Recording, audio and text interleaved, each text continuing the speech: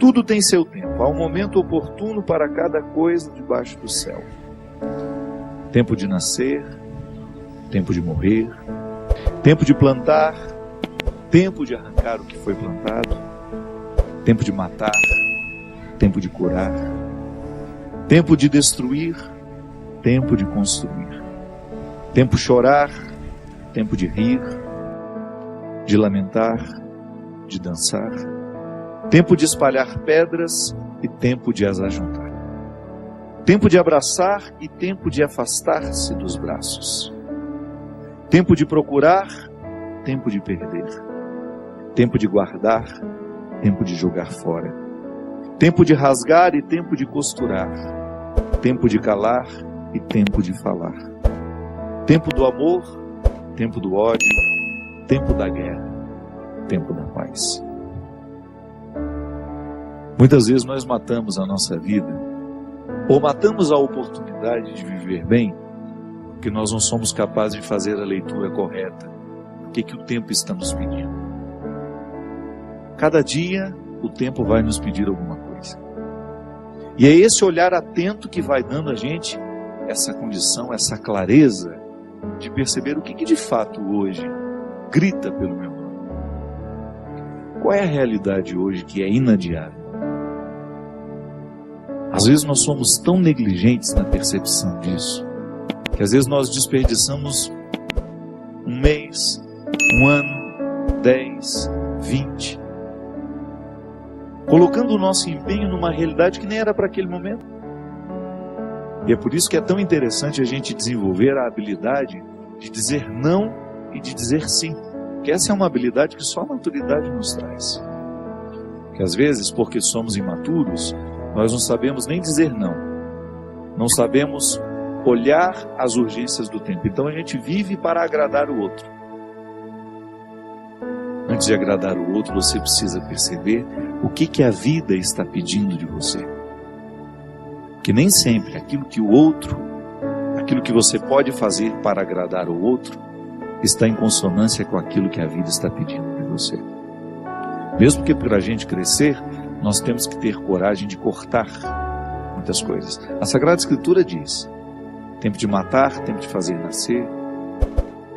Tudo depende da percepção para olhar o momento presente e descobrir o que de fato merece o nosso empenho. Quantas vezes eu na minha vida me empenhei no lugar errado, na questão errada, e depois não tem como ser feliz, sabendo que o meu empenho não foi onde deveria ter me empenhado.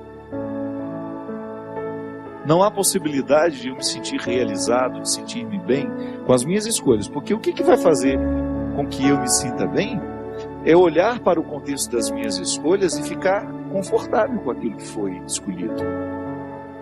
Nós estamos muito estranhos a nós. Não é estranho com o outro, não. É estranho a nós mesmos. Eu preciso colocar alma em tudo aquilo que sou eu, até na casa onde eu moro. E a vida tem me ensinado que a casa não é um aglomerado de paredes. A casa é um sentimento que me ocorre. Não é só uma construção material. Quando eu entro dentro daquelas paredes que eu construí com o meu trabalho, ali eu identifico a alma que me sustenta. É um sentimento que me ocorre. Quando a gente abre a porta da casa, quando a gente entra, é um sentimento bom que nos ocorre. Isso é alma. É quando a matéria está plena de significados. É quando a gente começa a atribuir um significado que ultrapassa as paredes, os móveis, o jardim, o portão de entrada.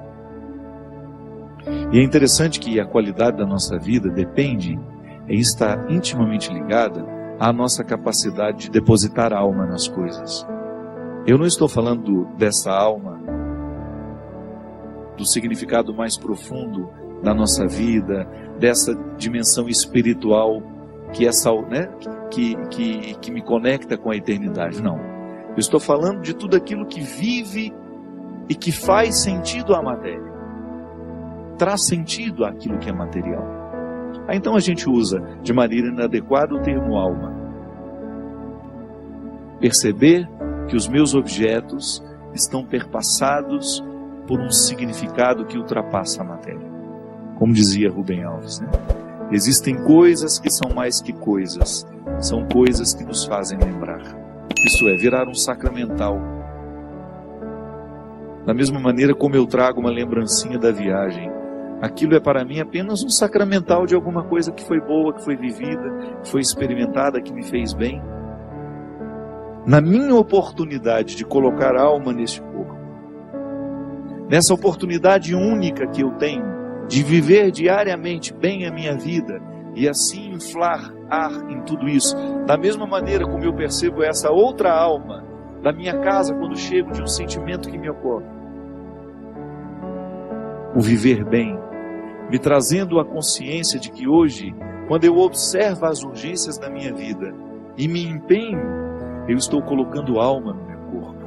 Agora, quando eu percebo que eu não estou fazendo, que eu não estou me empenhando para viver bem, eu estou sim fragilizando os recursos da minha alma, que são justamente para me ajudar a viver bem a própria vida do corpo. E nós muitas vezes negligenciamos a observância do tempo, como na Escritura que diz: tempo de chorar e tempo de rir.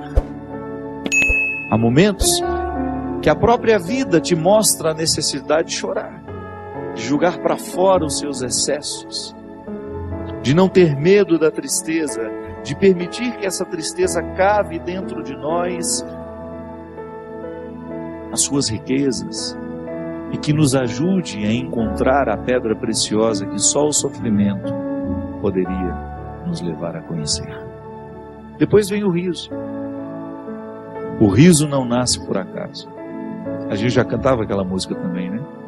Ando devagar porque já tive pressa e trago esse sorriso porque já chorei demais. O sorriso é o resultado da lágrima bem chorada. O sorriso é o resultado final de um processo de luta que nós estabelecemos, de observar dia a dia qual é o empenho que aquele dia me pede, o que hoje eu preciso fazer para ter o direito do sorriso amanhã. E é bom, você sabe por quê? Porque à medida em que nós estamos passando o perrengue, sabendo que ele será construtivo, já nascem pequenos sorrisos ao longo desse processo. Quando a gente fala de um sorriso final, é apenas a metáfora de um processo bem feito, bem vivido. Tempo de abraçar, tempo de se afastar. Quanto sofrimento, né? Em perceber o distanciamento como necessário ao crescimento do outro. É aquele filho que vai embora para estudar. Não dá para reter filhos. Por isso que é tempo de abraçar, é tempo de cuidar, é tempo de estar junto. E vai chegar um momento em que esse afastamento será necessário para o próprio curso da vida. Depois volta. Mas no primeiro momento a gente precisa do distanciamento. Quando nós observamos o movimento do tempo e as suas urgências, a gente entra dentro do contexto de uma sabedoria irrenunciável à nossa realização humana. Tempo de rasgar, tempo de costurar. Se a gente não tem coragem muitas vezes de rasgar algumas realidades, depois jamais conseguiremos viver a libertação dela. Muitas vezes nós lamentamos perder, e quando na verdade a gente vai observar aquilo que a gente perdeu, não foi perda, foi libertação. Quantos relacionamentos precisam ser rasgados para que depois eles sejam costurados do jeito certo? Fazer cair por terra todas as ilusões que nós temos do outro, ou todas as pretensões que nós julgamos em cima do outro. Não, o outro não tem que corresponder às minhas expectativas. O outro tem que ser ele. A vida sempre vai pedir de nós calma, paciência, porque com pressa nós passamos por cima de todas essas necessidades e não somos capazes de reconhecê-las. Que às vezes a vida não está dando certo, é porque você nem sabe exatamente o que você está precisando. Às vezes nós ficamos tão aflitos, tão angustiados, e não sabemos por quê. Faltou chegar ao ponto-chave, onde de fato está iniciando o conflito. Paciência, né? A gente não tem paciência nem para descobrir o que está nos angustiando. É a nossa pressa, é a vida estranha que nós vamos viver.